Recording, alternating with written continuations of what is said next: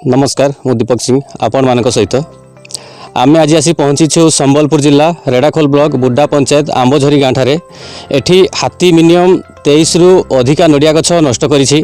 चाषी से बहुत असंतोष प्रकाश करिसंती। प्रथम से गछ लगाई पानी देकी 5 वर्ष ताकू बंचेकी रखी तापर हाथी आसी एठी नष्ट करिछि। आउ सेही जो नष्ट करिछि सेथिरे तांकर बहुत क्षयक्षति होइछि।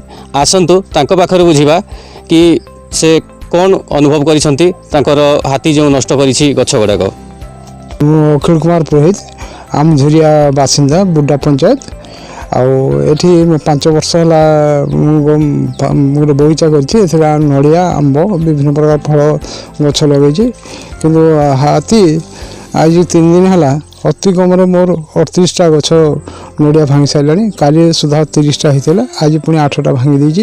एवं बहुत दुख लगे गोटे गछ गोटे छुआ बंचेबा जहाँ गोटे गछ बंचेबा ताहा मु सरकार को यह अनुरोध कर जगह हाथी खेदा जाऊ एवं मत नूतन भाव में वृक्ष दि जाऊ। मु गोटे वृक्ष प्रेमी मत वृक्ष जोगे दि जाऊ नड़िया गछ हाइब्रिड नड़िया गछ जोगे दि जाऊ। गाँ हूँ आम आंबझरिया मो ना प्रफुल्ल बेहरा छुआर से छुआ को जी जतन कर गछ गुंड को मुझे बहुत जतन रखुली हाथी आसिक लुकसान कर चलीगले।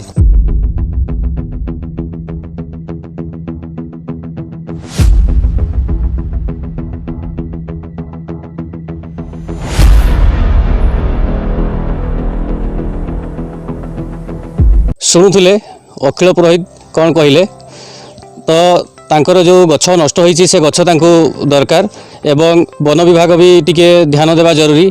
हाथी जमती ए जगह को आसी न पारंती। आपण मान देखुथिले आम ओडिशा आज खबर एठी रखुछु। नमस्कार।